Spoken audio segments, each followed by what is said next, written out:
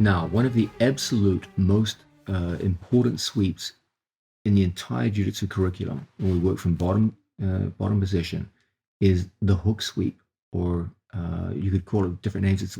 It's more or less a ground equivalent of sumigeshi, a standing throw that we'll be looking at in the standing portion of this video further down the track. The common thread in all sumigeshis is the use of our foot, down to knees, inside our training partner's leg. And this provides an elevating effect where we can start getting our opponent's body elevated just like so. We have one leg which drives off the mat and another which creates elevation, and as a result we're able to turn our training partner over and take top position. Okay, so this common thread of one foot connected to the floor, the other connected to an opponent's inner thigh, and then a lifting action where we elevate our training partner while we push up and off the floor, and as a result end up in top position. That's the common thread behind all the various sumigeshi or hook sweep variations that we're going to be looking at. Now, a big theme of this sweeping video is the idea that we need different grips for the same sweep. Okay, we should be in a position where we can take one or two different sweeps and employ them from a multitude of different grips and a multitude of different scenarios in which we find ourselves. This gives us versatility to take one move and create many manifestations of it, and that's one of the keys to success as you work your way through the skills of jiu-jitsu. Anytime your opponent is down on his knees and you're in a seated guard situation, you're up seated like so rather than supine, this is an absolute fantastic opportunity to go into sumigeshi or hook sweeps and put your opponent down on his back. Now, we know that one of the big themes that we're pushing here in this video is the idea of a three-step procedure behind all sweeps, regardless of type. The idea that we need first some kind of grip upon our opponent, then kazushi, breaking our training partner's balance, breaking our training partner's stance, and then actually enacting the sweep itself. It's always this three-step pattern. So if we have a training partner here and we're interested in throwing or sweeping our opponent, first we need some kind of working grip.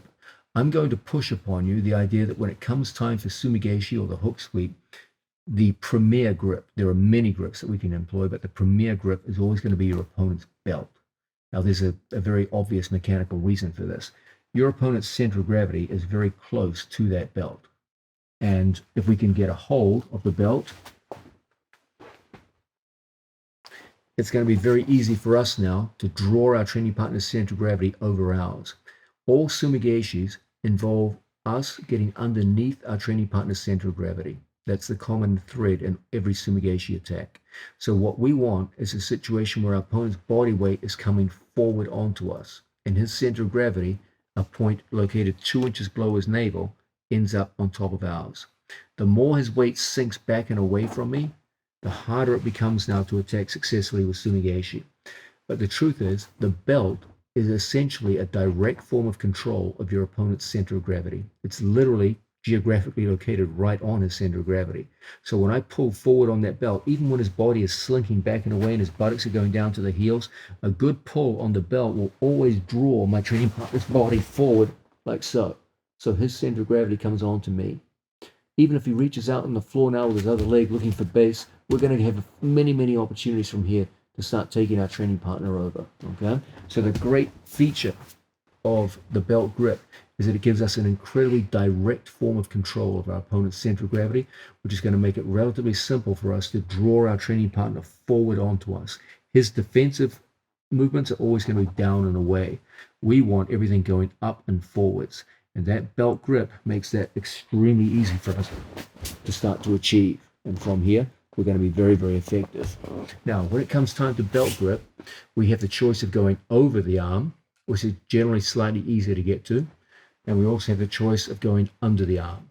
A little more difficult to get to, but also a very fine grip. Okay.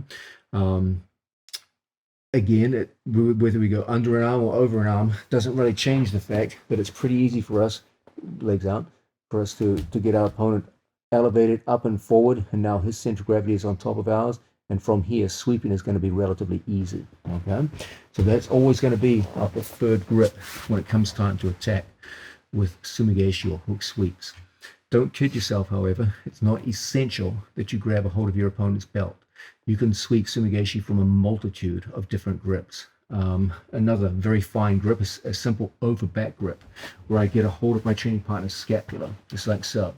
Here I haven't accessed the belt, but it's still a very, very useful grip for us to work with. When he goes to pull away from us, this too is a very strong grip to work with. Look how you'll see a line of tension running through your training partner's jacket between my hands, and from here too, we can often draw our training partner forward and get a situation where his center of gravity is over ours, and we're in the perfect position now to start going into Sumigaeshi type sweeps. You can even hit them out of sleeve lapel grips. Somewhat more difficult because it's harder to get your opponent's center of gravity over yours using sleeve lapel grips, but still absolutely a possibility. Okay. The key here is that I'm going to have to make sure my arms start pulling in. I want his head coming up towards me, and as a result, we're in a fine position now to start getting people up and out of balance and into a situation where we can attack with Sumigaeshi. The great enemy, which will make Sumigaeshis ineffective, is my opponent's head moving down and away from me. If the head moves away, that's when Sumigaeshi becomes very, very difficult. So our whole game in these situations is to get our opponent's head up towards our head. We can do it from sleeve lapel. It certainly is possible, but it's generally a lot easier when we work with belt grips. Now when he tries to bring his head back and away from us, it's so easy to get our opponent's head into a position where from here the sweeps come relatively easy. Okay? So with regards grip, we're going to be looking at a multitude of different grips, but if you have a choice, let's go with the belt, either under or over the arm. That's the easiest way to get your opponent's body weight moving forward. Now, step number 2 is always to break your opponent's balance and stance. As long as my opponent's hips are over his ankles, very, very hard to attack successfully with Sumigaeshi. Very difficult. So our whole thing in these circumstances is always to get our opponent's head forward and down. Okay? Just take a tripod position. Head down, like so. This is the position you want your opponent in. Okay, any force applied inside my training partner's leg now will take my training partner over onto his back. Okay, so our ideal goal in any Sumigaeshi situation is to break our opponent's stance into a tripod. That's the long and the short of it. Okay, what we want to do is take our training partner's arm and put it across his chest. So I want you now, Matthias, to take a 4-point position just like so.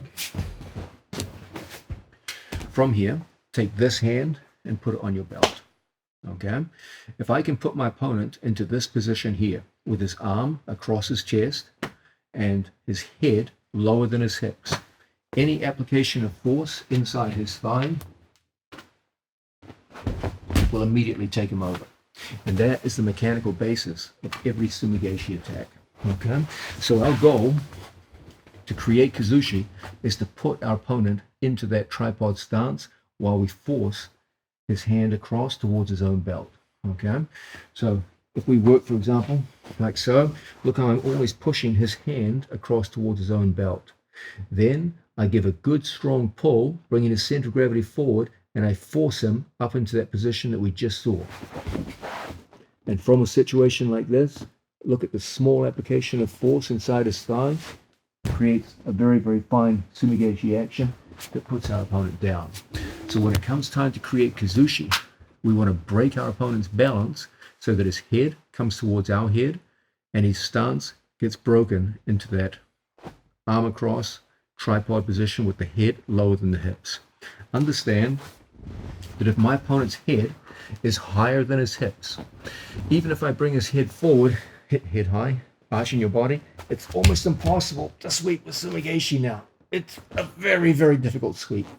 But the moment I bring the head down, now everything becomes so easy. So when it's time to break our opponent's balance and generate Kazushi, the whole thing is to get his head lower than his hips, the lower the better, touching the floor, that's money in the bank. It'll definitely send the man over. Hips high, head low, and his arm across his body. Then even small applications of force inside his thigh with the hook of your leg will send men falling. Now, in this video, we're trying to change the way in which people understand the positional sweeping game from bottom position. Rather than focus on the sweeps themselves, the big theme we're pushing is that the underlying principles that form the foundations of the sweeps are the more important things for you to focus on. Once you understand the concepts and the principles that underlie the various techniques, it becomes a hell of a lot easier for you to apply the techniques themselves in competitive situations. What we essentially do is we outline the broad principles and concepts, and then we demonstrate them through a given technique. We're choosing the most high percentage techniques in the sport. And in this way, I believe we can get a better sense of the fundamentals of Brazilian Jiu-Jitsu than we can just by teaching a random selection of supposedly fundamental moves. We're looking now at the hook sweep, sumigeshi, and we're starting to look at the core principles and concepts that underlie it. We just looked at the idea of kazushi, the idea of breaking our opponent's balance. Now let's look at directionality of force. All of the movements of jiu-jitsu, all of them, require the application of some degree of force. The better we are at directing that force in the appropriate directions, the more efficient we're going to be. If you're very, very strong, you can get a lot of good work done just by powering through in situations. And even if you apply forces in incorrect directions, you have sufficient power, you can get the job done.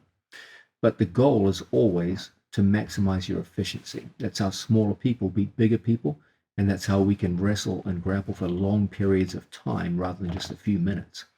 So let's look at sumigeshi. We're going to take our training partner into a tripod position, hands on the floor, head up, hands on floor. From here, when it comes time to apply sumigeshi, let's understand that directionality of force is key. Okay, make a strong body, Mateus. Mateus is in a position like this. I can apply quite a bit of force to it without any real results. Now, Mateus, let's take our left hand and touch our own belt. Strong body. From here, the direction of force goes right into Mateus's left leg. So even though I'm leaning with all my weight, you can see all my weight is going in. His left leg is holding him up. Okay. Even if I change the direction of force right across his body, even from here, I take everything off the floor and start pushing and pushing, his left leg is still holding him up. Okay. But if I change the direction further still and start pushing in this direction, he goes over so easily. Okay. The amount of force didn't really change. What changed was the direction of application. And we went from a situation where we were getting no results moving our opponent to one where we got an easy result moving our opponent. You must always apply this direction with sumigeshi. The Japanese have a lot of wisdom in the names that they give to their moves, and sumigeshi means literally the corner reversal or corner sweep, like you're throwing someone to the corner. There's wisdom in that name. They're not throwing people directly to the side. They're not throwing them backwards. They're taking them to the upper corners of the body. Okay, so if I'm facing here and my opponent is directly in front of me, if I went to sweep Mateus directly to the side, he could put his left leg out for base, and you'll see that my sweep is ineffective because I'm going directly into his planted foot. Okay, so here the foot is planted out wide. If I sweep directly into his base of support, I get nothing.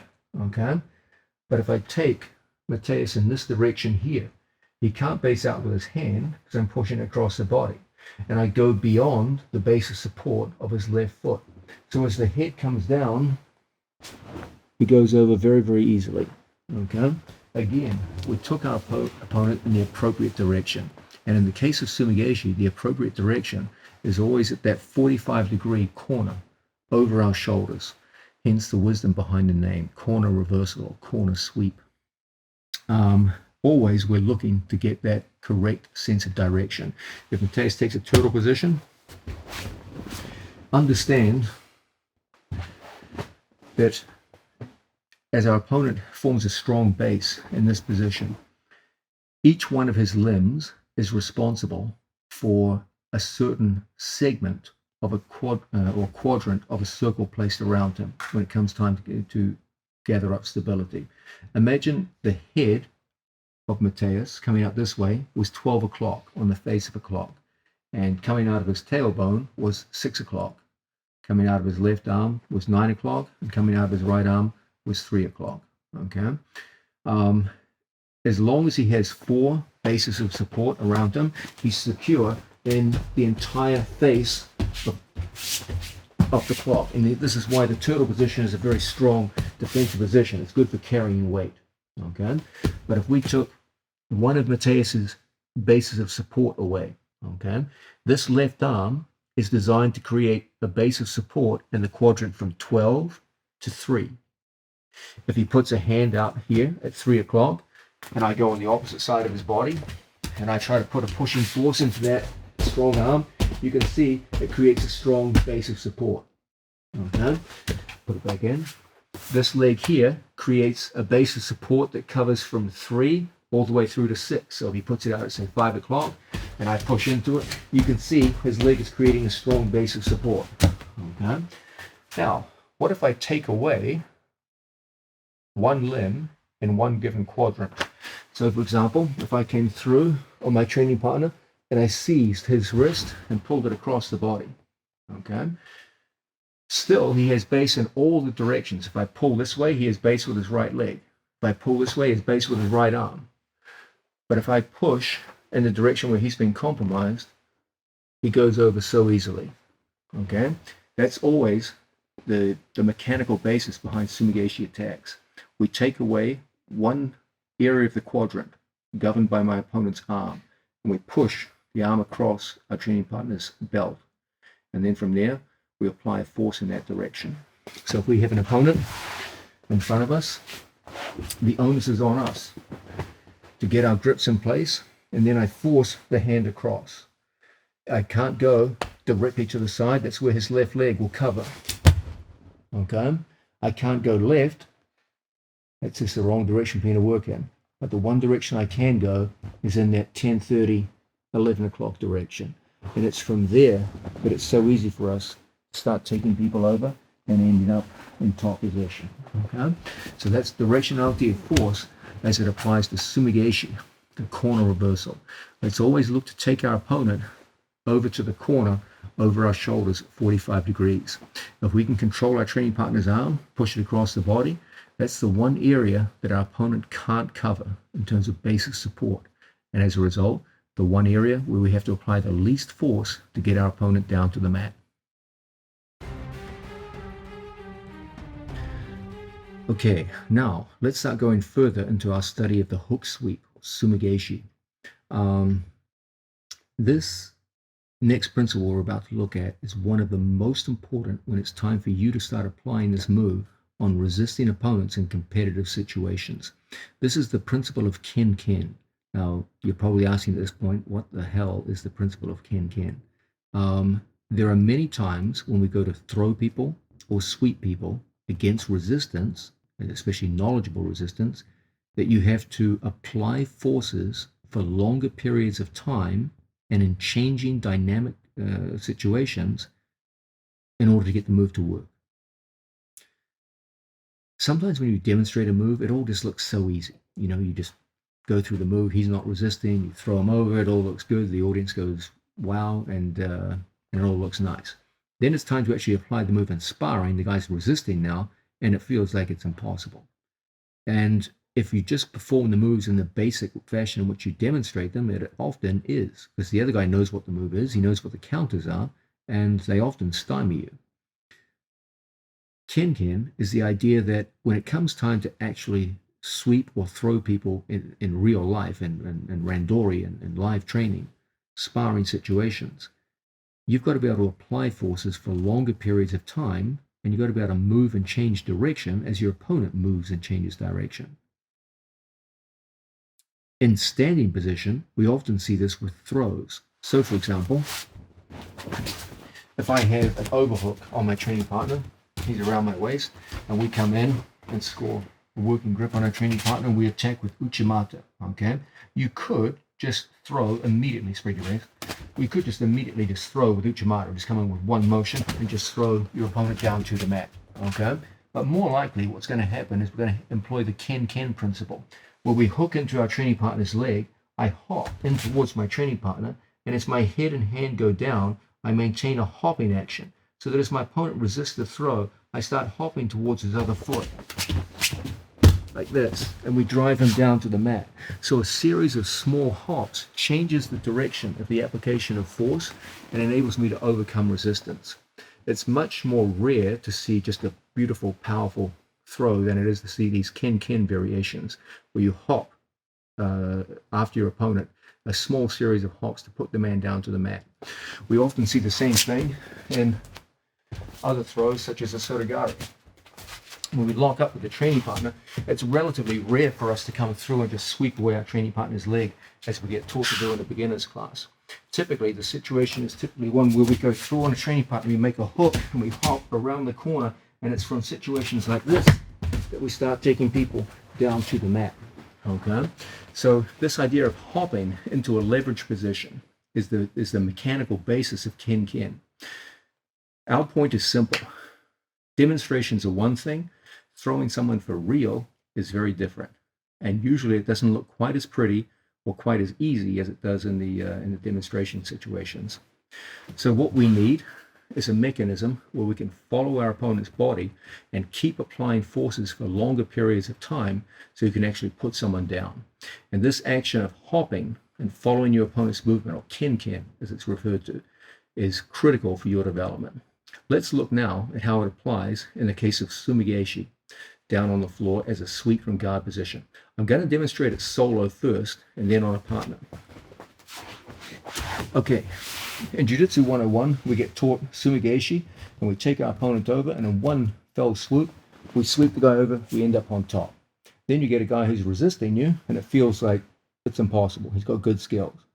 So what we do in a more realistic framework is to take our foot back towards our own buttocks and push up onto our knee, so that my hips are now completely off the floor. As I apply my lifting force with the sumigaeshi, I use my other leg to hop in towards my training partner, so that I can finish and apply a force for a longer period of time and take him over. When you see it demonstrated like this, it looks almost absurd and rather awkward, but I assure you, it's this kind of sumigaeshi which is going to be the one you use much more often in competition than the more classical demonstration models where you simply throw someone over like it's so easy. Rather, typically what we do is we bring the foot back, we change our elevation up off the floor, and we now have an ability to follow an opponent and change direction. And as a result, we can take the man over. So for example, if we have Mateus down on two knees, and from here, we get into one of our favorite grips to attack sumigaeshi, a good belt grip. I get a hold of my training partner's sleeve, and I launch into an initial sumigaeshi, and he puts his feet out, and there's resistance. Okay? From here, what I'm going to do is take my foot and bring my body up here onto my knees. And as a result, as he goes to move away from me, I can follow and follow and follow. Okay? The good news is, Mateus's feet are a long way away from me, and he's traversing a very wide circle. I, on the other hand, have my feet inside his feet, and I'm going through a smaller circle than he is. If we move at the same speed, but he has to cover a bigger circle than I am, I'm going to get there first, and so he will always fall before I fall. So once again, we start off with a belt grip. I go in on my training partner, and from here I put him up into a defensive situation, just like so. Okay. Now I take my bottom foot and I start the action of coming up like so. You can see what's happening. As Mateus tries desperately to keep his balance, I just hop towards his support foot. I'm just constantly changing the angle. Because I'm turning a very small circle and he's turning a very large one, he falls over every single time and I end up on top. One more time. We get our belt grip, we close over our training partner's arm, we break our training partner's balance and bring him forward, and we get him up into a defensive situation where his head is lower than his hips. Now, I'm trying hard to take him over, but if I stay here, look, Mateus is balancing out, I can't finish it. Trying my best, not working. No problem. Foot comes back to our buttocks, and we lift our body off the mat. Now from here, we just start walking and driving our training partner over. And this way, we get to apply a force on our opponent for a longer period of time. What we're trying to do is to avoid you having to apply all of your force in 1 second. How many times have you seen this happen? Guy gets in a nice Sumigaeshi position, and from here he goes all for broke, one big move, and the guy just bases out like this. He tries to continue from this position, the guy just switches his hips through, and you're like, oh no, my Sumigaeshi went to hell. Okay? Or even worse, they just sit on your hips and crush your hips. I'm sure you've all had that happen to you 1,000 times. So what we want to do in these situations, instead of just applying all of my force in one go and then quitting when it doesn't work, rather than just quit, let's get up off our ass and go for a Ken-Ken Uchimata. Sumigaeshi. So as I draw my training partner forward, there's the initial lift, and I feel, oh, didn't work. Rather than just quitting here and having my opponent counter me, let's get up off the floor. I take my bottom leg, and I come up onto my knee. Then I start moving towards his support foot, and he collapses and goes down to the mat. You can't just give up at the first sign of resistance when you go into your sweeps and your throws. The Ken-Ken principle teaches us to keep applying force over a period of time, always moving towards our opponent's base of support. We know that if we go to throw and he puts his left leg out, as I go for the throw, he puts the left leg out, that's his base of support. So I start moving towards it. Okay, as I move towards it, look how we just come up off the floor. The way to do that is to curl my foot back to my buttocks, and then as a result, we can come up off the mat. Now, as I keep applying force over time, it's so hard for him to prevent the successful application over time, and there's our sweep for the win. This Ken-Ken principle is something you must take seriously and build into your training, and especially into your live sparring. It will be a big part of your ability to throw resisting opponents who know what you're trying to do, and you still need to get them over anyway. Now, we're trying to look at the various positional sweeps from bottom position in Jiu-Jitsu in a conceptual framework. One of the most important concepts when we work with Sumigaeshi is the idea of directional change. Sumigaeshi is essentially a sweep, as the name implies, over to one corner. So I can go to my right corner or to my left corner. It's absolutely critical for your development that you learn to combine the two. Because as you get known as someone who's proficient in Sumigaeshi, you're going to get strong resistance out of your training partners. So for example, if I have Mateus here in front of me, and I fix up our favorite belt grip on our training partner, and I see my opponent successfully putting a leg out, and from here it's going to be hard for me to follow through with Sumigaeshi. Okay, there's no reason now why I can't go through on my training partner and start switching direction. So I place my foot here, and I take my head from one side of his body to the other, and now we're in a perfect position to go down and control our training partner's arm. I'll demonstrate from another angle soon, don't worry. I'm controlling his arm on this side of the body. Now I just pitch my shoulder down to the floor, and from here we start taking advantage of our opponent's lack of defense in the opposite direction, and we come up on top. So understand that because I'm in a seated position, there's no reason why I can't start with a Sumigaeshi in one direction and then simply switch off into the opposite direction. And we often have to make use of this principle when we come up against strong resistance. One of the problems associated with Sumigaeshi is that you can only go in one direction at a time. My legs guarantee this. Okay, here I have my sweeping leg and my drive leg down here on the floor, and you can clearly see that my opponent has identified I can only sweep in this direction given the grips that I have. So he anticipates my sweep and puts out a base of support right in front of me. Okay, no problem, we can work off that. Look, our first thing we do is we switch head position. Then from here, I switch my body position, and now we just hit the same move in the direction where my opponent has no defense. And as a result, we can quickly take the man up and over and score. I'm just going to demonstrate that from another angle so you can see what I'm doing to the arm on the other side. So here, I go for right Sumigaeshi, and my opponent correctly identifies the threat and puts out his left leg. No problem. I switch my head position, my feet switch, and then I come down to my training partner's arm, and I capture his forearm below the elbow, just like so. If I go here, Mateus can put his hand on the mat and stop me. So what I want to do in these situations is capture his wrist. Now when he tries to put his hand down to the floor, No way. All he can do is put his foot out, and that won't stop me. We can just roll the man straight over and end up on top. This ability to switch directions at a moment's notice is a hallmark of good Sumigaeshi experts. Anytime we get stopped left, we go right, and vice versa. So let's look one more time, this time lining up with our Matthias's back to the camera. Here we've started off with one of the best possible grips for Sumigaeshi, a belt grip, just in like so. My opponent sees my body position and realizes the Sumigaeshi is going to be to the right-hand side, or my right-hand side. And as a result, I'm not able to operate. No problem. I switch head position, I switch legs, and I come down and capture my training partner's arm. And as a result, we get an easy Sumigaeshi in the opposite direction. Learning to combine Sumigaeshis left and right is key to your ability to apply them in a competitive situation.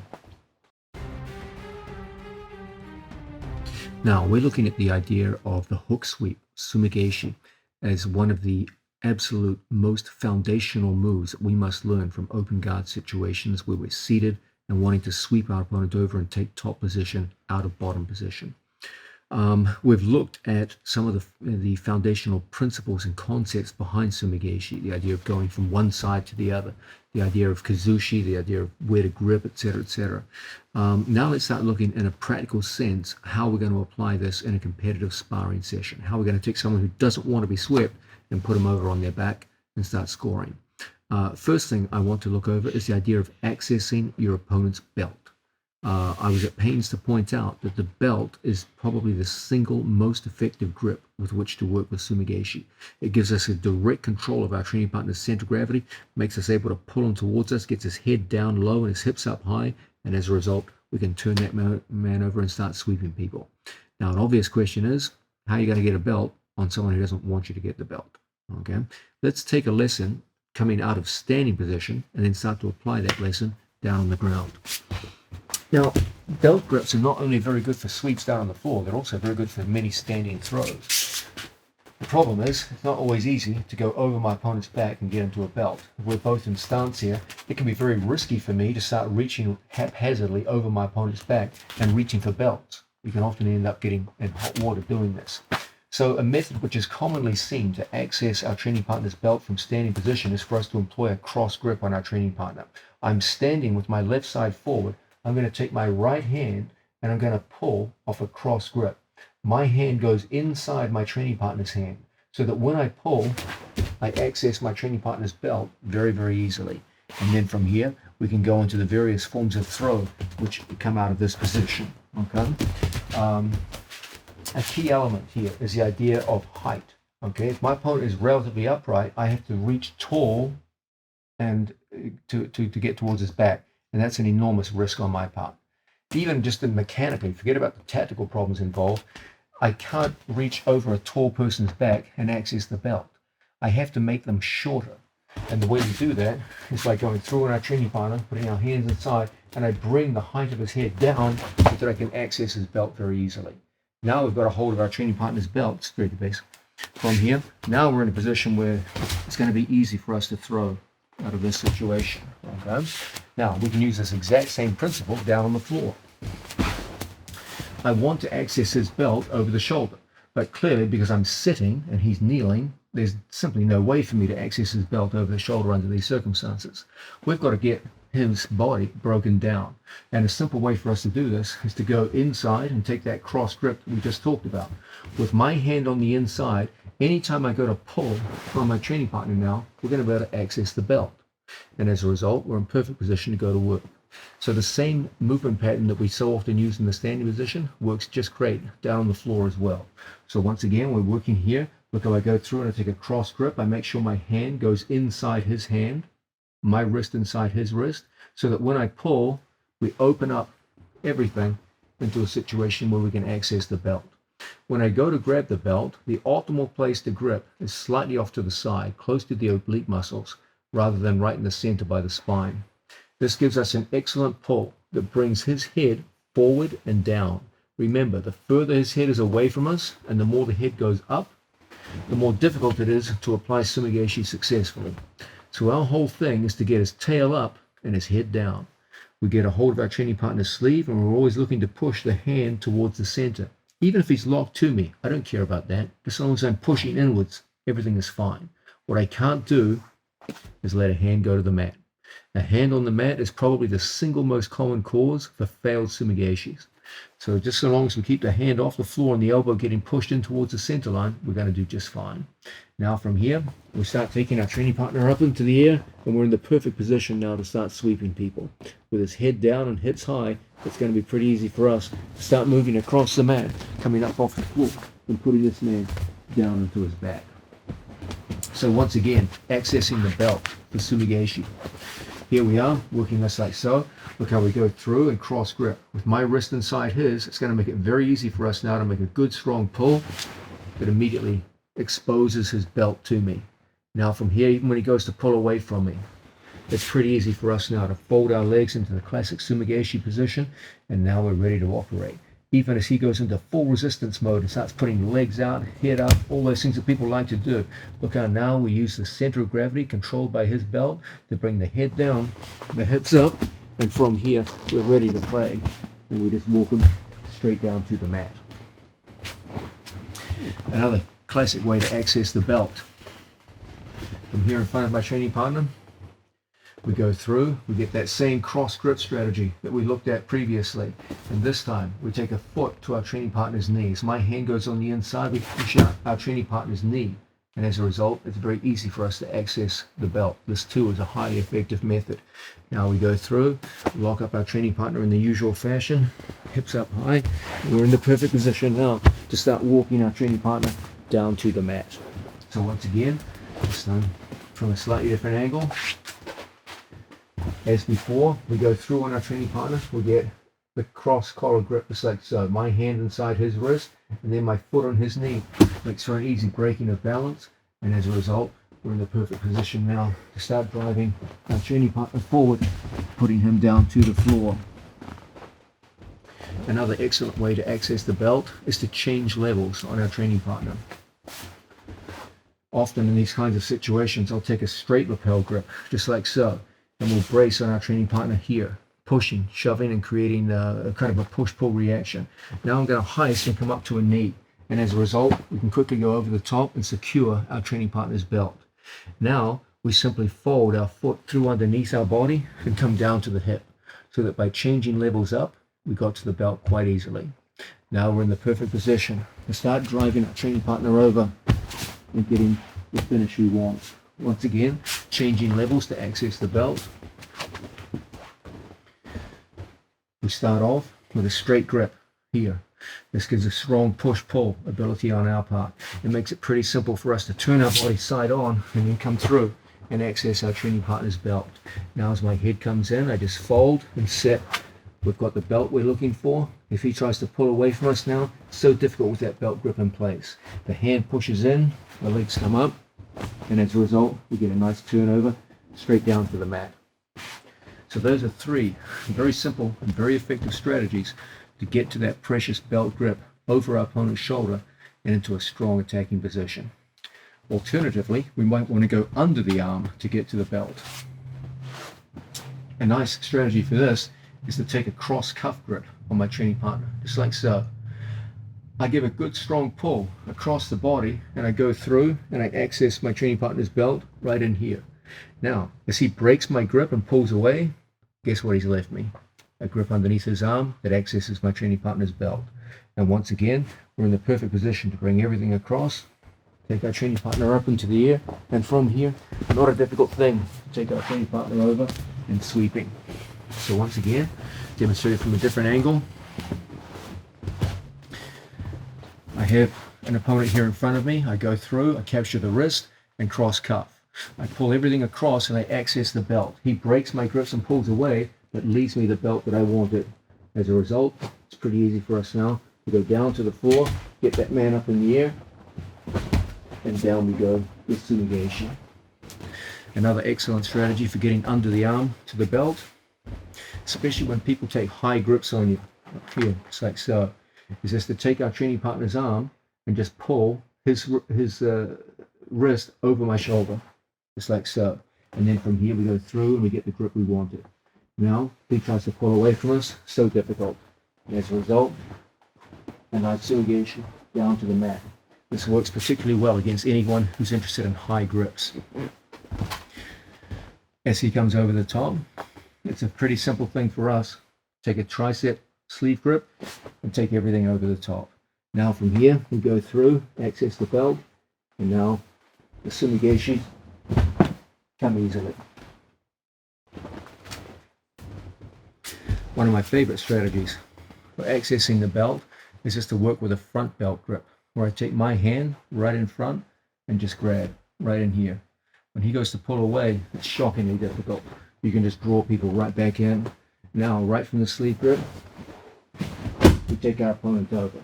This gives you an incredibly direct form of control of your opponent's center of gravity, and this grip is there, available anytime your opponent's belt is in place. So we're here in front of our training partner. He starts pulling away from sleeve grips, etc., etc. And I just go straight in and access the belt. Now I take opposite sleeve, and look how my high elbow pulls, draws him forward, and creates a nice sumigashi action off a front belt grip. So there's some very practical ways to access the belt from over the arm, under the arm, and in front of the stomach. Now, let's understand very precisely what the role of each of your two legs is in the case of sumigashi, because they operate quite independently of each other, and how they operate is very, very important as to whether you succeed or not in sweeping people. Understand that when you go to sweep with sumigashi, you'll have a staggered stance. Typically, when we work from butterfly guard, we mostly work out of square stances with my two legs symmetrical, just like so. This is the more standard beginning position. But when it's time to work with sumigashi, we take a staggered stance. This creates an elevating leg, which is responsible for lifting my opponent's thigh. A common misunderstanding is that many people think this is where the power of the sumigashi comes from. In fact, this is where the direction of the sumigashi comes from. Okay, where we just take our opponent over the shoulder. The real horsepower behind the move comes off the floor with our second leg. It's this leg which enables us to prop up and come up into a good attacking position with our knees off the mat. And it's from here that we can follow a resisting opponent and sweep them over. Okay, so it's very, very important we understand exactly what we're doing here. A very useful solo drill for us to do to develop the propensity for this is to start down on the floor like so, on our side as we should be. We never fall back directly onto our back for sumigashis. That's a death sentence and makes the move very ineffective. We always want to make sure for classic sumigashis that we fall onto our side, onto one shoulder. And from here, our foot cocks back towards ourselves. We don't want an extended leg here.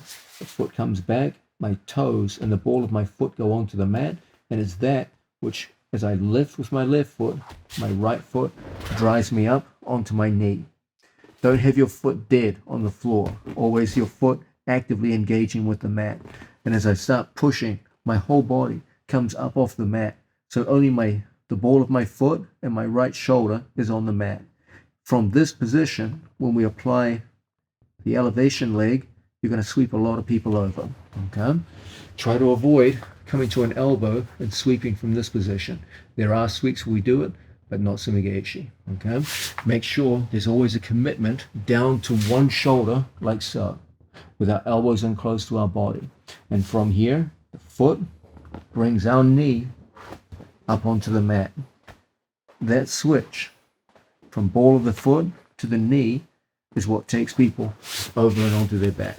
So if we have an opponent who starts off on two knees and we get a hold of our training partner's belt, as we lock up, look how first and foremost we commit to a shoulder. This action of committing to a shoulder, look what it does to Mateus's base. Immediately puts him into a defensive situation, head down, tail up. Okay, so that's always our first big commitment.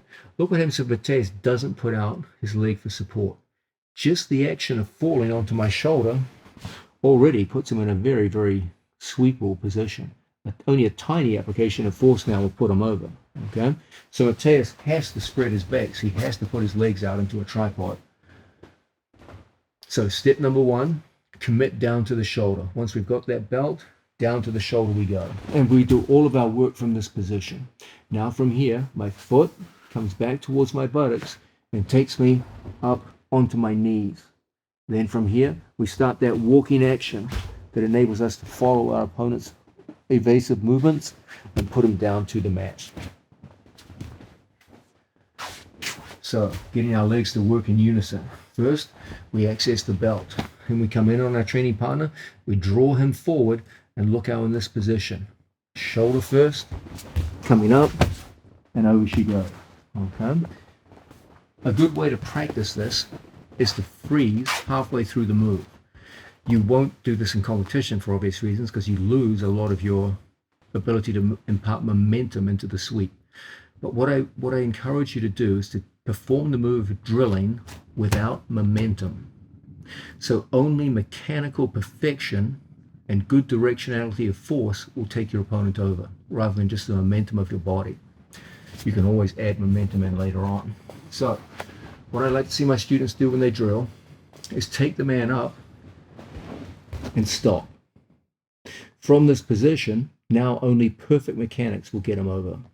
Only when my head moves away from him, only when my foot curls back towards myself and brings my knee up onto the mat. Only now will I be able to walk my opponent down to the floor using no momentum whatsoever and put him over in slow motion. Once you've perfected that slow motion without momentum, you're going to find it's extremely easy to add momentum into the ball and into the picture and just start putting people over in the blink of an eye. So here I fall physically with momentum and add all the elements we've looked at so far, and you'll see it's an easy turnover down to the mat. But practice it without momentum and then add momentum in later, you're going to start sweeping a lot of people. Now, we saw previously that directionality of force is everything when it comes time to sweep people with sumigaeshi. But there's two senses of direction that we have to have when we work with sumigaeshi attacks. One is the direction we're sweeping him, and the other is the angle of my body relative to his body so we can maximize our effectiveness. Let's have Mateus take a tripod position, hands on the floor, just like so. And we know that in the case of sumigaeshi, we need our opponent's head down and hips high if we're going to be effective. We know that 9 times out of 10, our opponent's going to base his feet out wide as he is now in order to stop being swept and resist us. If he stays down on 2 knees, it's just so easy just to flip him over. And we still want to be effective at putting this fellow down. Mateus is going to take his left hand and put it on his belt across his body just like so. Okay. We know in situations like this that when we go to apply force on people, it's very, very important we apply the force in the correct direction if we're actually going to put them down. So, for example, if I start pushing from Mateus in this direction, his left leg takes all the strain and he easily stays up. Even if I start pushing here at this angle, there's no effect. My opponent's left leg easily holds him up. If I switch across the other side of the body, that's no good. He's got 2 bases of support on this side and no direction at all is effective on that side. But if I push in line forward with sumigaeshi, that's exactly when we put people down very, very easily. Okay? Coming back up, Mateus. Now, what we have to understand with sumigaeshi is that there's a line that joins my training partner's 2 feet together. This straight line that goes across my training partner's toes is of the greatest interest to us because it will determine how effective we're going to be in the case of sumigaeshi. Okay, that's my training partner's toe line. What we need to do is take an application of force perpendicular to that line. Every time we go to employ sumigaeshi, we're always looking to take our opponent forwards in this direction. And if we can apply that forward pressure, he will roll naturally over the shoulder and we'll take people over very, very easily. What we need to do is start positioning our body so that we can do that. You will see that if I go on this line and position my body on that line, it's almost impossible for me to successfully employ a lifting force over to the corner. And if he puts the weight down on me, I can't move him. Okay? What I need to do is actually position my body off that line. Just give me your hand. And from here, I sweep Mateus along that line. So I need angle on my training partner. Okay. If I have an angle across his body and my left leg lifts, it's so easy to sweep Mateus along that line of force. We're always looking to hit that perpendicular line to throw people with Sumigaeshi from guard. The $1,000,000 question is, how am I going to get to that correct angle? What's my mechanism for doing so? As is so often the case, we go back to our foundational, fundamental body movements. You guys know that reverse shrimping is one of the foundational body movements of the sport of Brazilian Jiu-Jitsu. So, for example, on day number 1, we all learn how to shrimp. We put a foot out and we move our hips out, like so. This is a basic sliding form of shrimp. We can also start with a bridge, a power shrimp, and slide our hips out. The idea in shrimping is that we plant feet and we move our hips away from our feet. Reverse shrimping is the exact opposite. Here, I put a foot out and away from me. I plant not the heel, but the ball of the foot, and I pull my hips towards my foot. So in conventional shrimping, we plant the heel and push away. Now we plant the ball of the foot and pull towards. In this way, we get the exact opposite directional movement with reverse shrimping that we would from conventional shrimping. That reverse shrimp is one of the keys for your understanding of Sumigaeshi. So if we have an opponent here and we access our training partner's belt and we put him up into the air, what I do is a reverse shrimp. I plant my foot just as we talked about and look at my head move away from Mateus. And now I can sweep directly along that line of force that we just envisaged with the ruler and the belt. And as a result, he goes over so easily. We're always looking, take that 4-point position, Mateus, like this, 4-point, like this. We're always looking to sweep Mateus along that line. As he puts his hand across to his own belt, any application of force in this direction will fold him over to the mat. Okay? However, we can't put ourselves on that line. Our body can't be on the line that we're talking about. Now, as I line up on that throwing line that we just talked about, I find myself getting squashed and he just sags down with his hips and my Sumigaeshi collapses. However, if I change my body position by reverse shrimping, even if he tries to put his foot out further for base, it means nothing. Look how the change in body position with the reverse shrimp, reaching out for the floor, my head moving away from him, easily takes him over and gives us superior application of the move. So let's quickly revisit the main ideas we talked about here. There are fundamental body movements that underlie all the main moves and techniques of Jiu-Jitsu. These are actually this is a videotape about fundamentals. The most fundamental things in Jiu-Jitsu are always the concepts and the body movements. And from these, we derive the moves. So yes, there are foundational or fundamental moves in Jiu-Jitsu, but the most fundamental things are always the body movements and the concepts and principles that underlie the moves. We know that in situations where someone is 4-pointed, as we saw,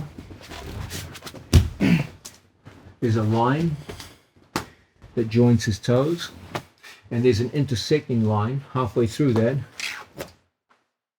comes out in this direction. I want to throw my opponent along that line, but I don't want to occupy that line myself. I'll kill my own throw, my own sweep. I want my body coming out here somewhere. And the way for us to do this, coming down to 2 knees and toes, is through reverse shrimping. Once I access my training partner's belt and I get him up in the air, I can't stay directly underneath him. Now he sinks his hips and makes resistance. That feels very, very hard to move him. But if I use a reverse shrimping motion, he goes over so easily. Okay? So our whole thing with Sumigaeshi, just doing it solo now, is this idea that once we get someone up, we plant our foot and pull our body, a reverse shrimp, and we can move along the mat while we're lifting. And then we come up and put people over. So once again, we run into strong resistance. We've got a good belt grip on our training partner. We get him up in the air, but we're having a hard time taking him over. So I reach and pull. He hops. I reach and pull.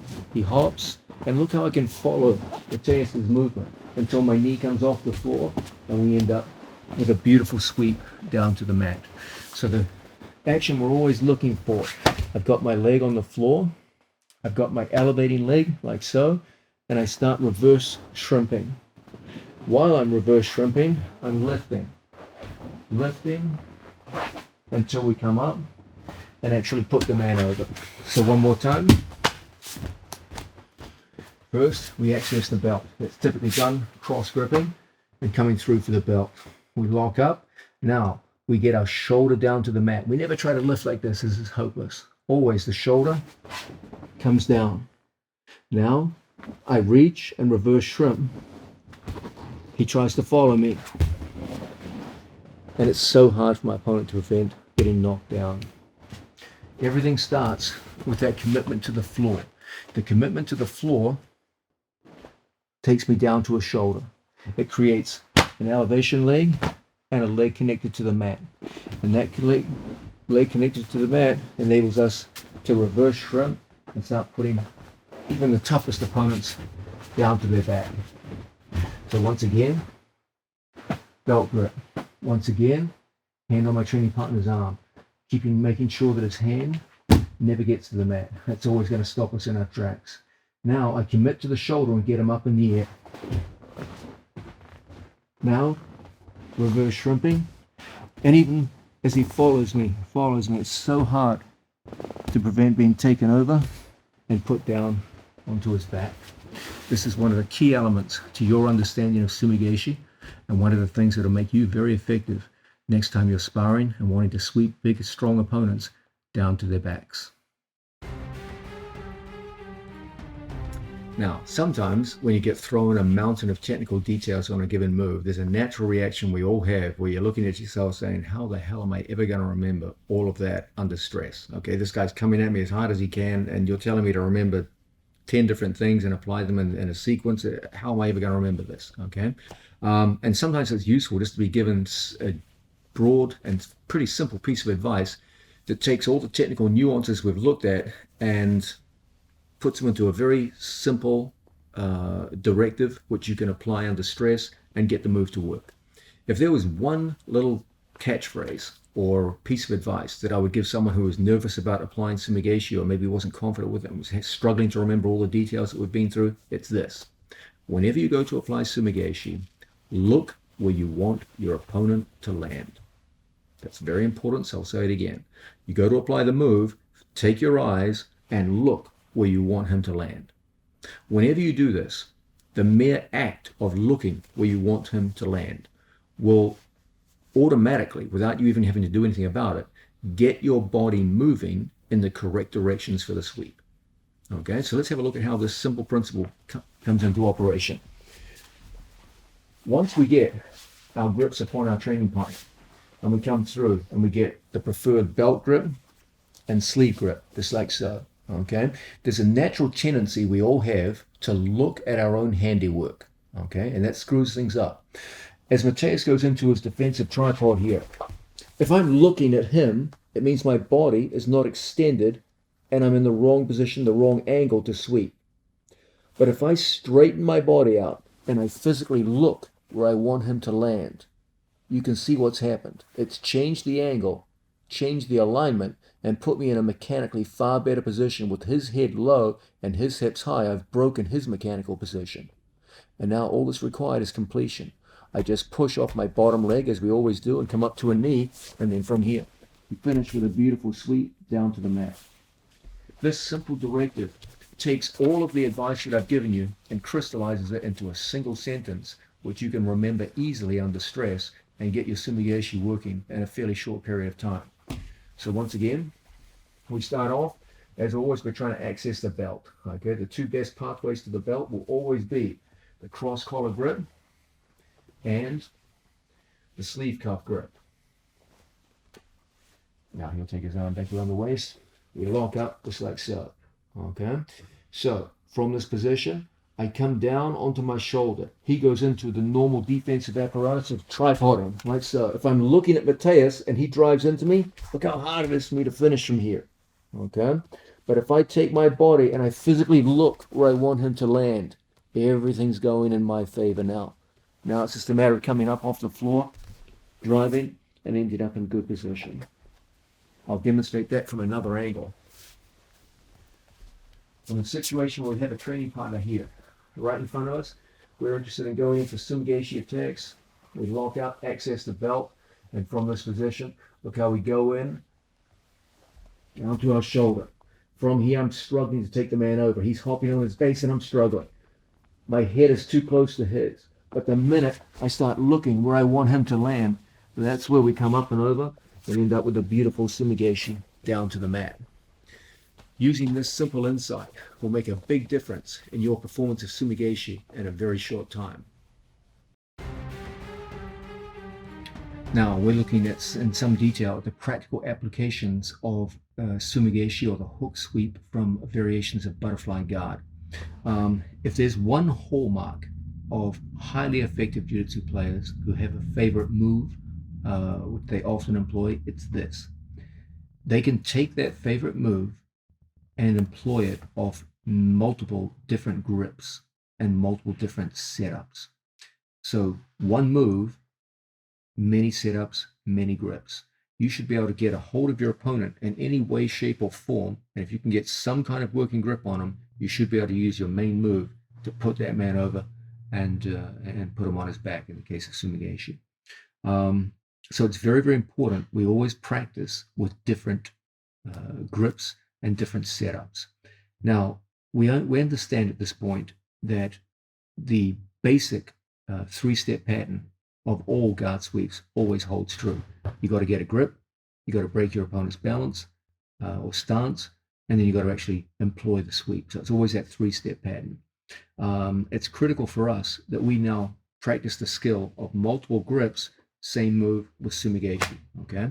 Now, as you've probably figured out from watching the video this far, the king of grips for butterfly variations of Sumigaeshi is always going to be over the back on the belt. If you can go over the back and get the belt, you're going to sweep a lot of people with Sumigaeshi. Okay, and we've seen multiple ways to get there. So always remember that the king grip when we're working with a jacket is always going to be over the shoulder, grabbing the belt. So let's just quickly re-emphasize that. We've got an opponent here on two knees. We know that we need some kind of mechanism to access our training partner's belt, and if we can get to it, we're going to get people moving and their head down and hips up. If we can create that head down, hips up posture, that's where Sumigaeshi starts to become easy. And then from here, we go chasing our training partner's far foot and put him down to the mat. Okay? If the over-the-shoulder belt grip is the king grip for Sumigaeshi, it's probably fair to say the queen would be under the arm grabbing the belt. This too is a highly effective grip. So if we've managed to go under our training partner's arm and access our training partner's belt, this too is a fantastic gripping method. Once again, as our opponent goes to base out, we find ourselves in situations where we use a reverse shrimping action to chase our training partner's foot, and as a result, we can put that man over and down to the floor. Okay? The beauty of the belt is it enables us to pull our training partner's center of gravity directly over ours, and as a result, we get great sweeping effect. We know that we need a mechanism to get to the belt. It's not easy to grab a belt on a good guy. Their hands are up, they're defensive, and we've seen a bunch of strategies to get there. Now it's time to look at strategies for throwing without the belt. Okay, what are some good grips that we can work with? Well, one of my big favorites is a back shoulder grip. Let's just go a little closer to the camera. Just kneel down with your back to the camera. Body upright. Good. Every gi, regardless of manufacturer, has a flap of cloth here at the back of our training partner's shoulder. Okay, and we can learn to take advantage of this by taking 4 fingers and thrusting them into the back of the gi and gripping a flap of cloth, just like so. This creates a strong line of tension running through the back of your training partner's shoulders. When I grip the sleeve on the other side, that line of tension runs between my 2 fingers, and it gives me tremendous rotational control of my training partner's 2 shoulders. When Mateus goes to pull away from me, you'll see that offers me a tremendous ability to move my opponent's head and shoulders and create rotation which is useful for throwing people down to the mat with sumigaishi. Okay, so this is an incredibly useful grip, and that big flap of cloth is there for everybody, regardless of the brand of manufacture of the gi.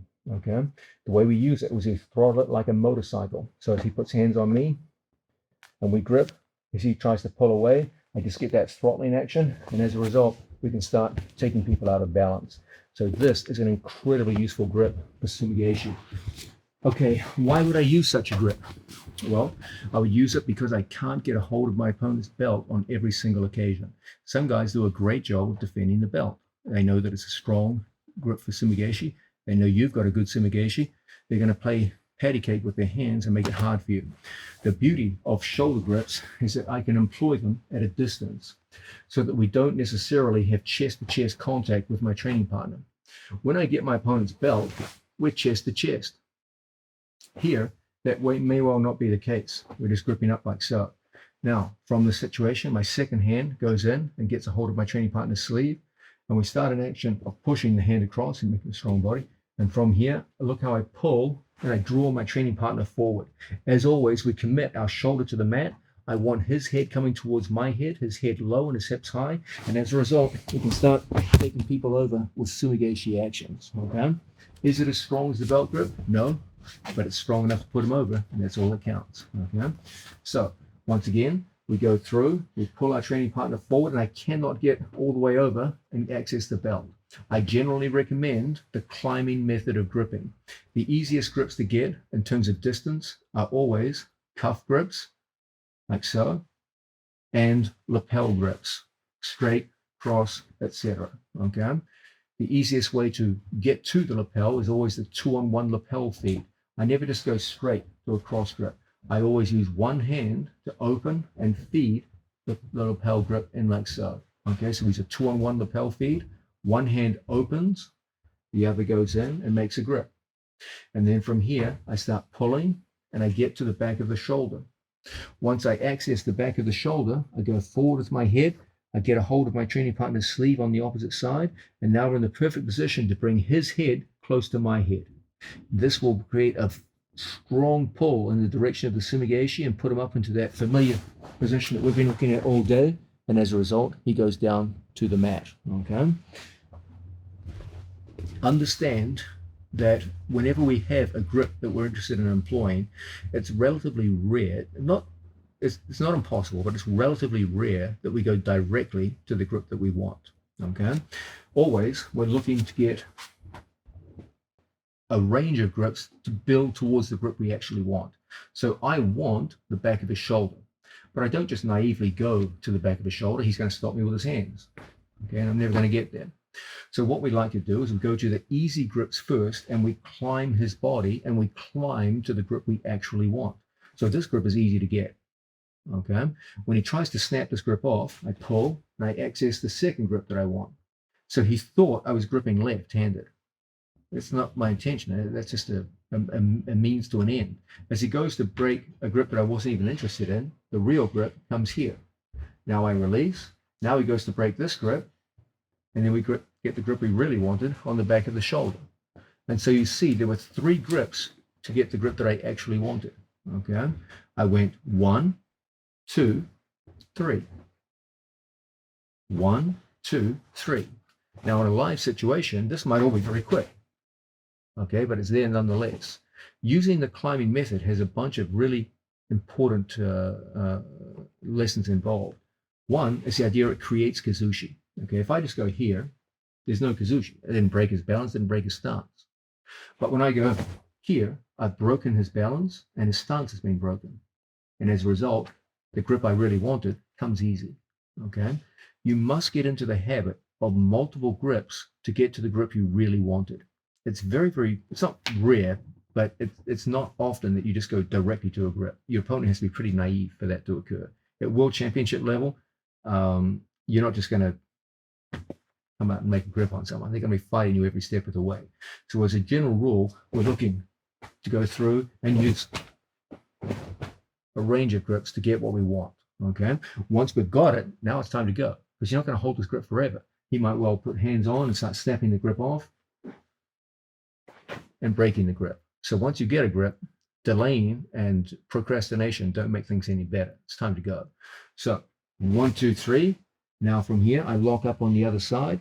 Now I put him into a high tripod as he goes to resist the sweep. We put him up into that high tripod. We use that action of walking along the mat, and as a result, we get a beautiful sumigation down to the mat.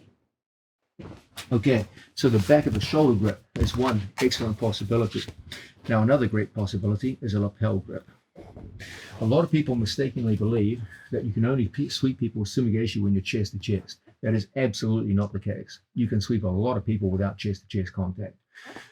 What we're going to do this time is we're going to use a straight lapel grip. We're going to go in on our training partner. I'm going to cross grip here. I'm going to open up my training partner's lapel, and I'm going to take a lapel grip here, like so. Okay, so once again, we're in front of our training partner. I go cross grip low, I go straight lapel grip high. Now I go in, I secure my training partner's sleeve cuff on the other side. I create a rotation, which makes it easy to push the hand across the body. And I bring his head over his own elbow.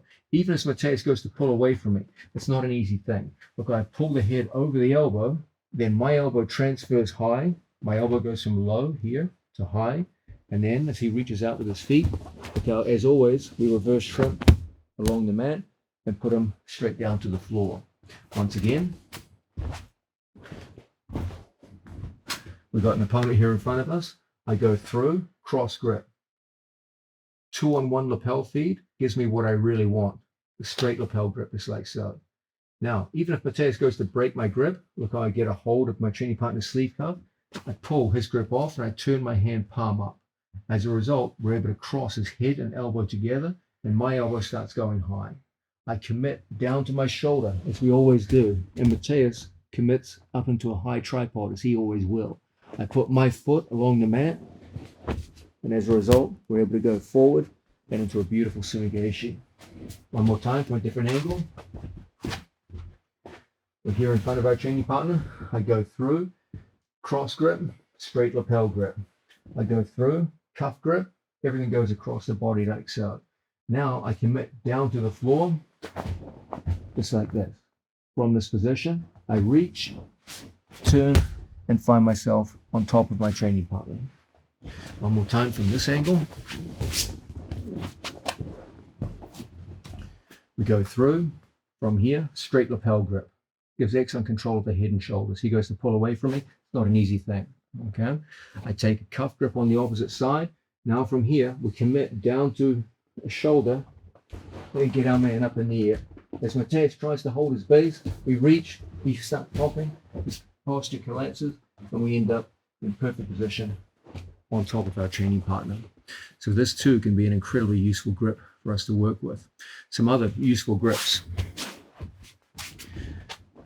The grip, which I don't use so often, because it can be a little harder to get into, but if you can get it, it is immensely powerful, is a far lapel whizzer grip. Sometimes your opponent's in pretty close to your body, and you're going to be able to get into a situation where you can get an overhook. Now, I'm going to open up my training partner's jacket and feed my hand in, just like so. You will see a line of tension going through my training partner's jacket. So Mateus, you just come around facing the camera. You'll see, not that far, you'll see the line of tension here running down through my training partner's jacket. As my elbow goes high, you'll see bunched cloth showing more and more tension. Here, relatively little tension. As my elbow goes high, the tension starts to get created. Now, we force the hand inwards. As Mateus goes to base out, his head gets taken down to the mat by this grip. As always, we start reverse shrimping. He's probably going to start hopping and defending, and we put our opponent down to the floor.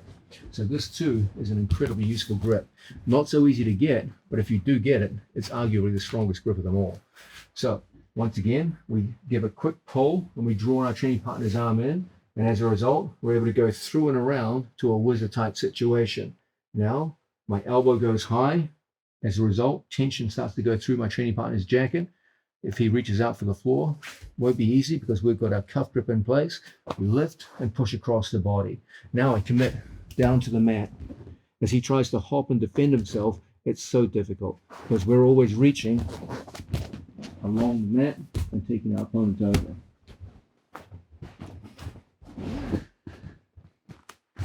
Another grip which happens to be one of my personal favorites. Why? Because it's so damn easy to get, is a high tricep grip. We saw earlier, Mateus has his back to the camera, that a useful form of grip on our training partner's jacket employs the seam that runs down the back of every sleeve. And we saw that if we go through and seize that seam, we have an immensely strong pulling grip on my training partner, okay? I will often make use of this grip for sumigation. When I have a cautious opponent who's playing patty cake with his hands and won't give me grips to the body, I will often go with grips to the arms. So I go through on my training partner and I take the back of the seam, just like so, okay? When he goes to yank his arm away from me, it's shockingly difficult because that seam is like a rope around the back of your training partner's arm. Now I go in and score my training partner's sleeve cuff on the other side. So I have two sleeve grips, one low at the cuff and one high at the tricep. As Mateus tries to pull away from me, I just draw him in and then I just commit down to the floor. As we commit down to the mat, we get a nice sumigashi action, okay? Even if Mateus jumps up into a tripod position, again, that action of the reverse shrimping will kick in and we'll be able to take him over. So as we draw our training partner forward, my left elbow goes high, I start putting up into the air. Look how my foot reaches for his, and that changes the angle between us, and as a result, we take him over quite easily. So this too is a very effective means of gripping for sumigashi. Now, a grip which can be very effective, particularly if you combine the good body mechanics that we've been looking at for sumigashi, is a cross lapel grip.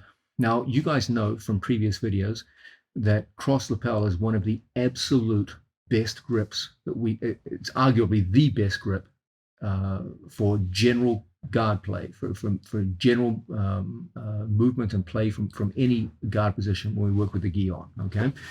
This grip gives me tremendous ability to push, tremendous ability to pull, and it gives me a tremendous ability to hold my opponent off and frustrate him from passing my guard. It gives me a very strong sense of control of one side of my opponent's body, okay? Unfortunately, it does mean that you don't control the other side of his upper body, but that's okay for the purpose of a sumigashi attack. Let's come a little bit further over here so we don't run into the camera. So from a situation where my training partner's down, one of the great things about a cross grip is it's so easy to get, okay? Just one opening of the lapel, and there's our cross grip in place. Now we're going to take a cuff grip on the opposite side, so we have one side of my opponent's body control. Mateus's left-hand side is completely controlled. If he goes to yank away the left-hand side, it's not going to happen. However, he can yank away the right-hand side. That's the disadvantage of this grip, okay?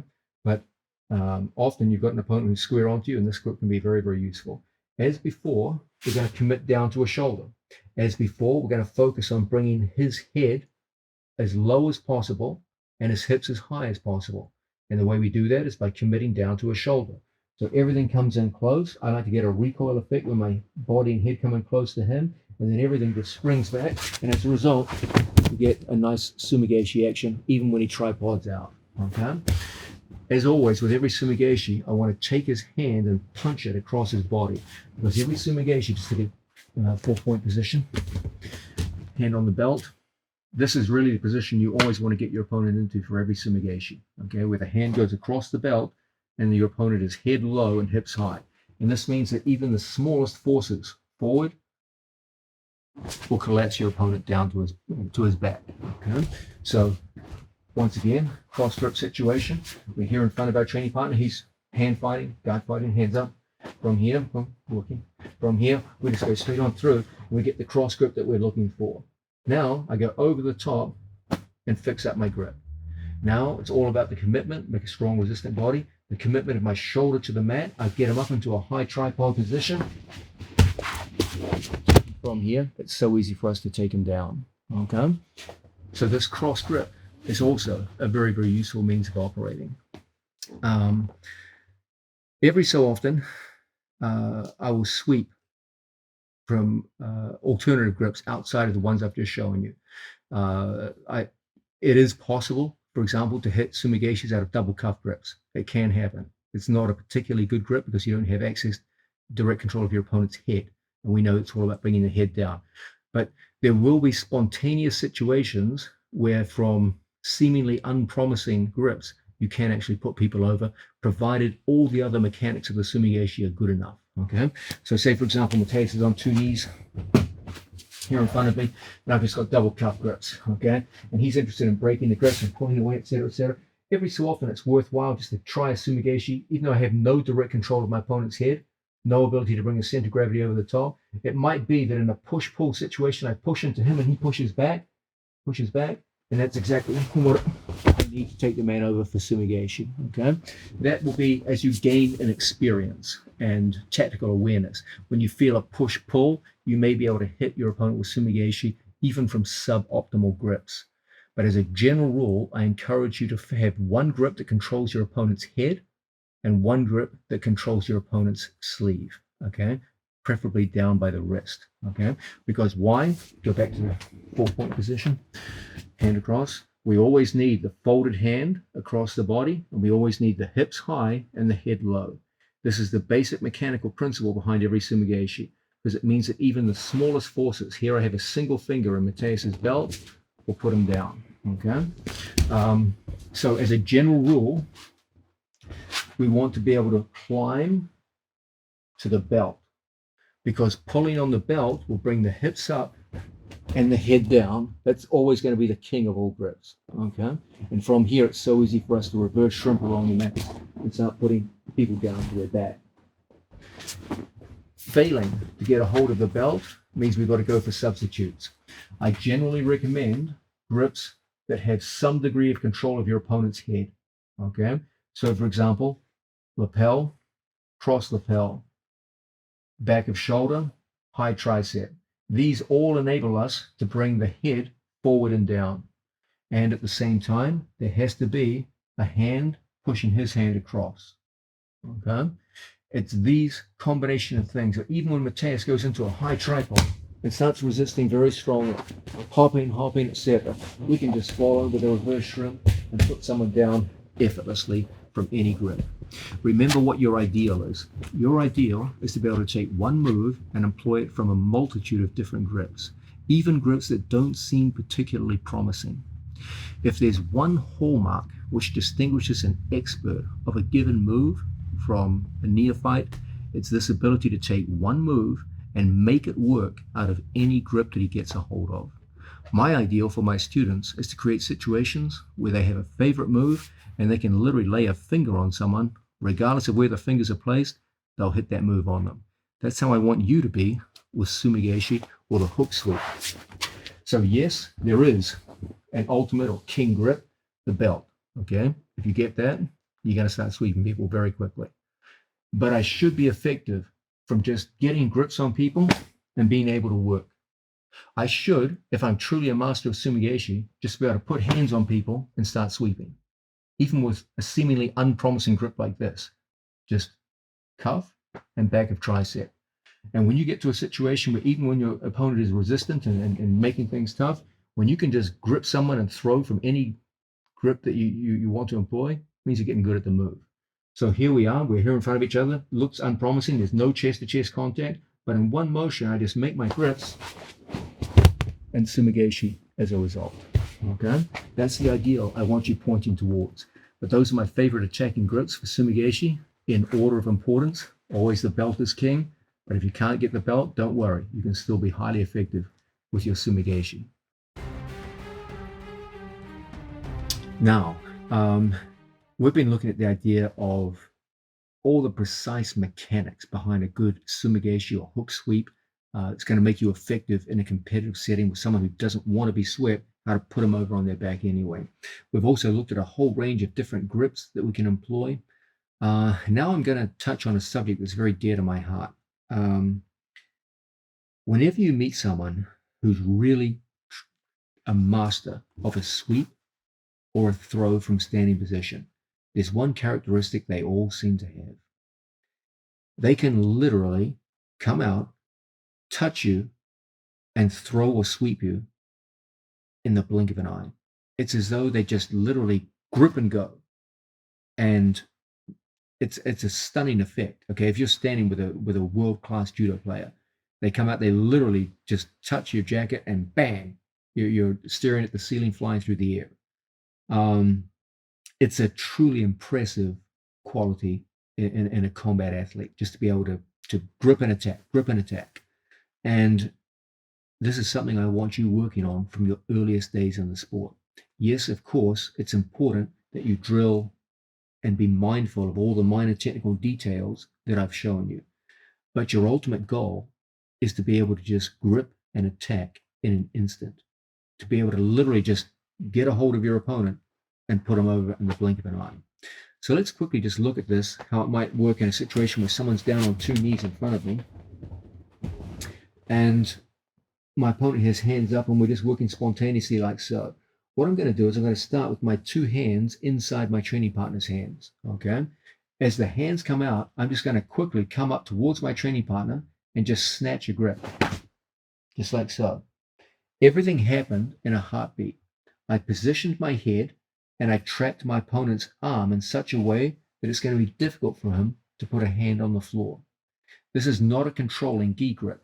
I'm not working systematically to get a hold of my training partner and work the various grips that we favor. All we're looking at here is a situation where I get my hands to the inside, and then in one motion, I just go forward and I capture his arm. My head's in good position, and now there's no reason to procrastinate. Even as Mateus prepares himself for the sumigation, now we start that action of lifting, turning, and placing the man under. Okay?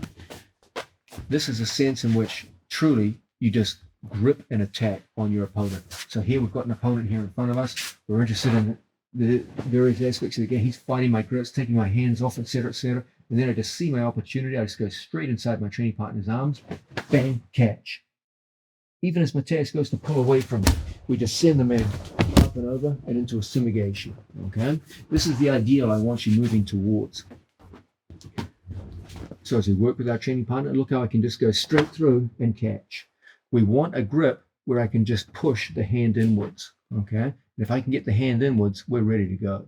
So the hands are in front of me. Look how we just come straight out, catch, lift, and sumigashi straight down to the mat. Okay? This is the ideal I want you moving towards. Once you've gotten to this level, your opponents will be in a difficult situation if they decide to stay down on 2 knees in front of you in a seated guard situation, because you can literally touch and sweep. Even in cases where they don't go over, where there's such talented athletes, they put arms out and they're going to be so spread out now that suddenly submission holds are going to become a lot easier. Suddenly alternative sweeps into X guard, etc., suddenly become a lot easier. This ability to get a grip and attack is very, very important for your development in this sport of jiu-jitsu.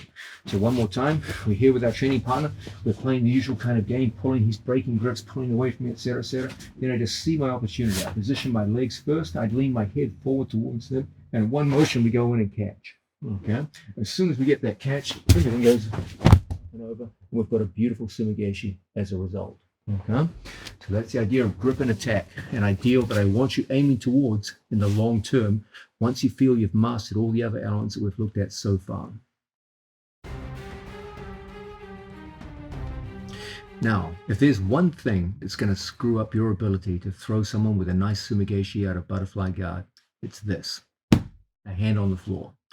That will give your opponent an ability to prevent his head coming down, or at least lessen the degree to which he can bring his head down.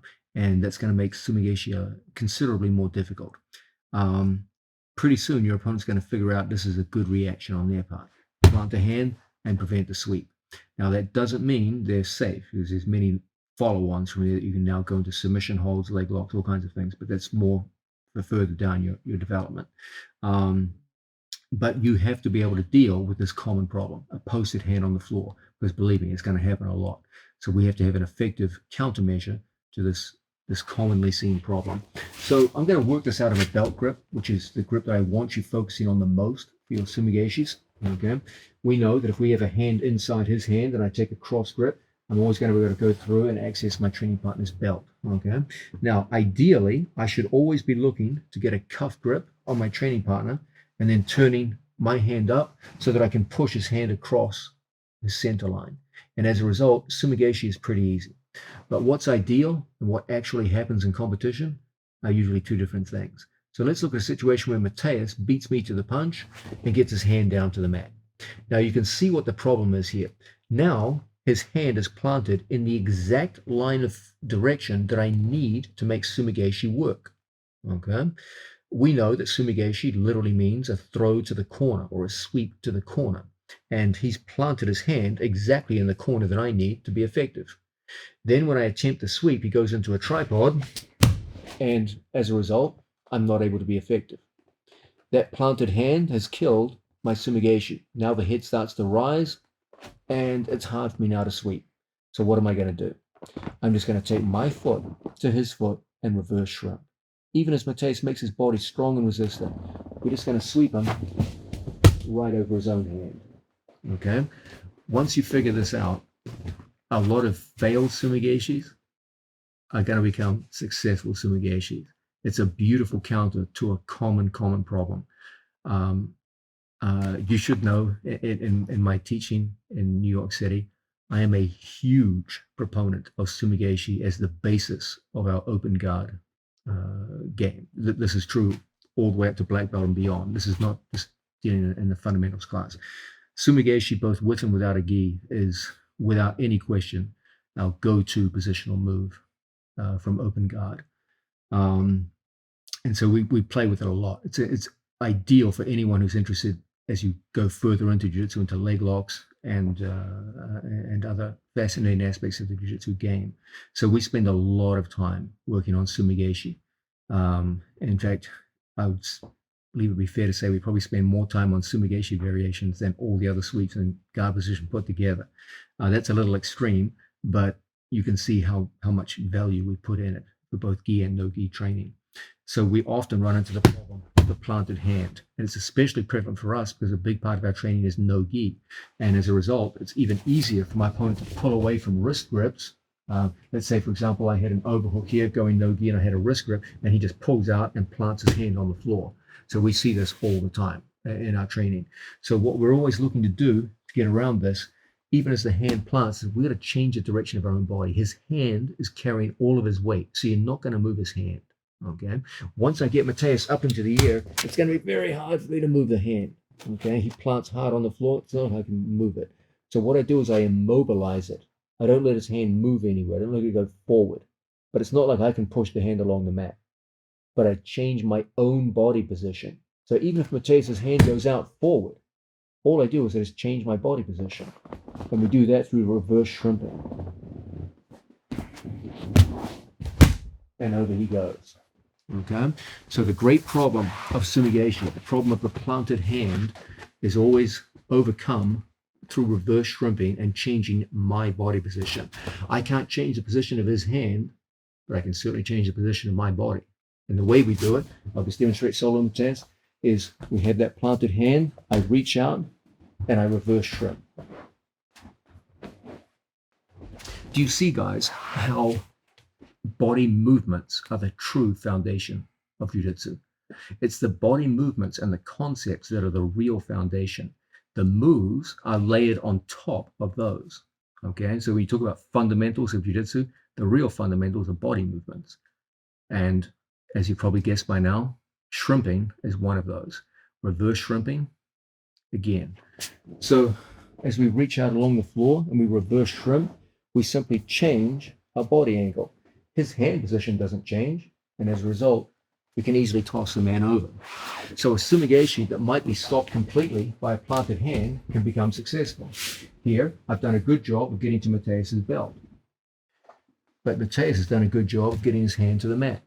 So when I go to take him up, he feels so heavy, and I can't go on. I can't finish him. Okay? I could just quit here and try something else. But why? When all it requires, even as Mateus hops and resists with me, just to walk him and follow his foot until the angle changes. And I simply walk him over his own hand. And so the line of force that he initially blocked gets changed. I don't change the position of his hand, I change the position of my body. And as my body position changes, the line of force of the Sumigeshi changes. So what was once a successful block, 2 seconds later, is an unsuccessful block that's no longer occupying the line of force. So once again, I go through, I get our favorite belt grip. I get a grip on my training partner's sleeve. He sees the Sumigaeshi danger and plants his hand.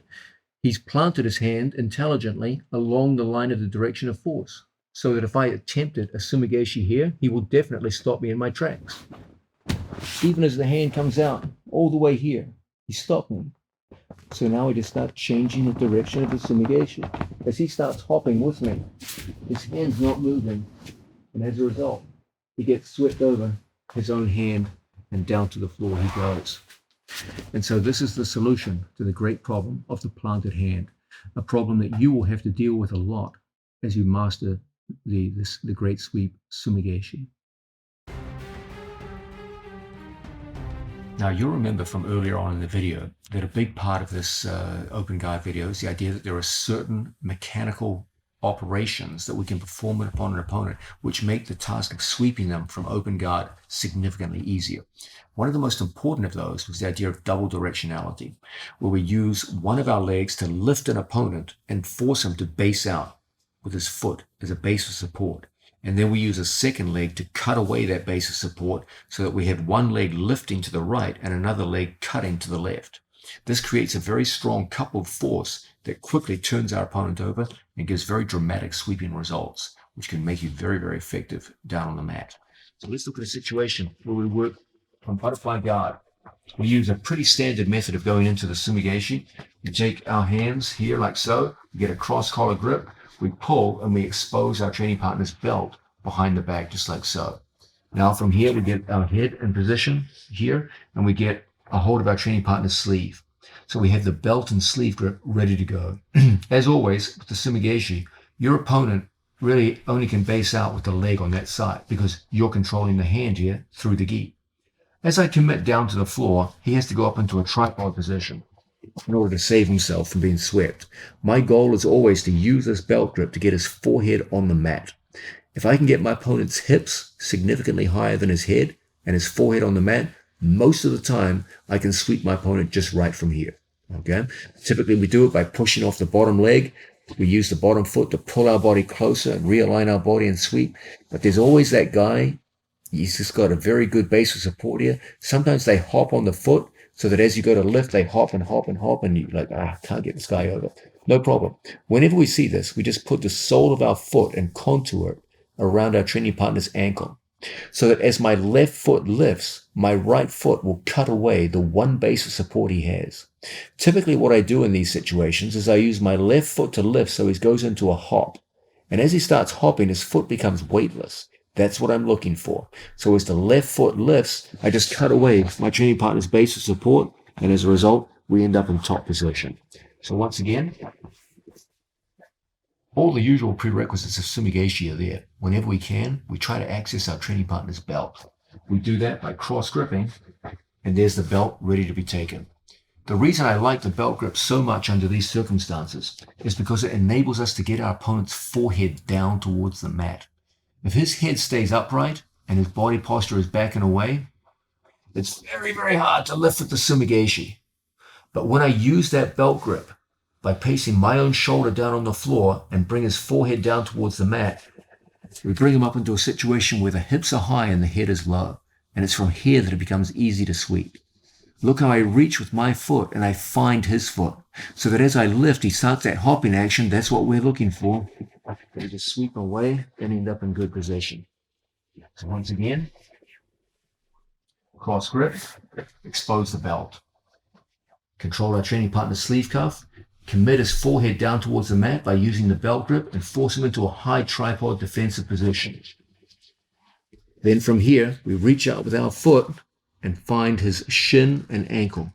As my left foot lifts, my right foot cuts, so that one leg goes in one direction, the other leg in the other. And we get a beautiful sweeping action. Let's demonstrate this now with our training partner's butt facing the camera so you can see the double directionality working on his two legs. So, first, expose the belt. Second, control his arm on that side. Third, commit him so his head goes down towards the floor by pulling high on the belt and getting him up like so. Now I find my training partner's foot, and then from here, I lift, cut, and into top position we go. Now, a word to the wise when you use this move. There's going to be times you physically can't see your opponent's ankle because his head and shoulders are in your way. So you as a developing athlete have to develop the sense of dexterity and touch and feel to find his ankle without being able to use your eyes. Don't worry, it's pretty easy.